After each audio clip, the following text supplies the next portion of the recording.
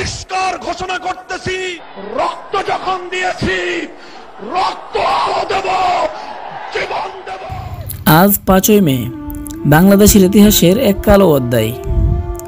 বর্তমান সালটা যদিও 2025, কিন্তু আমার খুবই মনে পড়ছে সেই 2013 সালের কথা।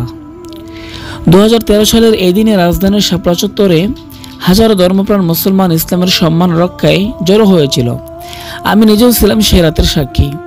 চোখের সামনে আমি দেখেছি কিভাবে নিরস্ত্র মানুষের রক্তে রঞ্জিত হয়েছিল সেই মাটিখণ্ড।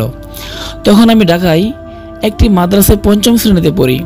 হুজুররা আমাকে ছোট দেখে মিছিলে যেতে মানা করছে, তারপরেও আমি সকল ছাত্র ভাইদের সাথে চলে যাই।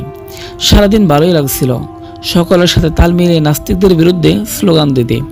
যখন আসরের নামাজ শেষ হলো, বাইতুল মোকাররম মসজিদের কাছ থেকে একটা তাজা প্রাণ শেষ করে দিল। তখন শরীরের পশমগুলো কেমন যেন দাঁড়িয়ে গেল আমার, আর চতুর্দিক থেকে হাহাকার শব্দে পুরো শহর কম্পন শুরু হলো। আমি তখন শাপলা চত্বরে বক্তৃতার মঞ্চের সামনে দাঁড়িয়ে। মাগরিবের আগ মুহূর্তে বিদ্যুৎ লাইন বিচ্ছিন্ন করে দেয় তারা। সব দিকে অন্ধকার হয়ে যাচ্ছে, মাইক বন্ধ হয়ে গেছে, কে শুনে কার কথা। এই মুহূর্তে আমাদের উপর পুলিশি আক্রমণ শুরু হলো। এ সময় চারদিক থেকে এক নাগারে শত শত রাউন্ড গুলি ছুটতে থাকে পুলিশ ও র্যাব। এশার আজানের পরে তখন সকলে ছুটাছুটি করে মতিঝিল দারুল উলুম মাদ্রাসায় আশ্রয় নেয়। সেখানে একটু পরপর আমাদের দিকে পুলিশ বাহিনী গ্যাস ছাড়ে, পাথর মারে, মাঝে মধ্যে গুলিও ছাড়ে। আর আমার সম্মুখে তখন 3টে যুবকের লাশ। আমি তখন ভয়ে কাঁপতেছিলাম।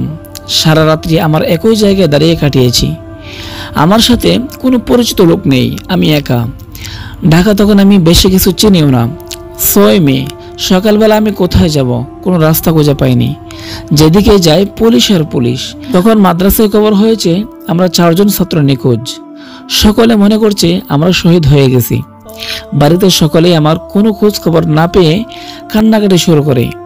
বাড়ি থেকে মাদ্রাসার ফোনে কল করে কেউ সন্ধান দিতে পারেনি। আমি তখন চিপা গলি দিয়ে হাঁটতে হাঁটতে ইসলামপুর বাজারে চলে যাই।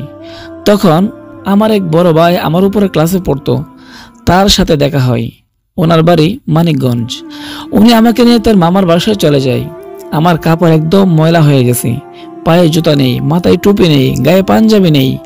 এমন অবস্থায় ওনার মামা আমাকে নতুন গেঞ্জি ও লুঙ্গি দেয়, আর আমাকে ওর সাথী ভাইকে মামা নিচে নামতে একদম নিষেধ করে এবং মাদ্রাসায় ফোন করে জানিয়ে দেয় আমরা ওনার বাসায় আছি।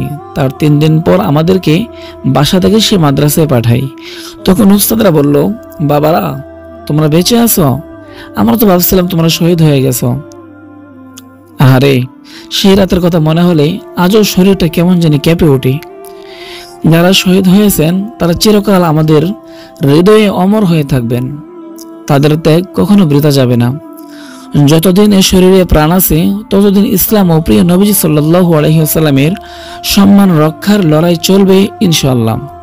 শহীদ ভাইদের প্রতি জানাই গভীর শ্রদ্ধা। সেই শাপলা চত্বরে শহীদের রক্তের বরকতে এদেশ একদিন সত্য ও ইসলামের আলোয় উদ্ভাসিত হবেই হবে ইনশাআল্লাহ।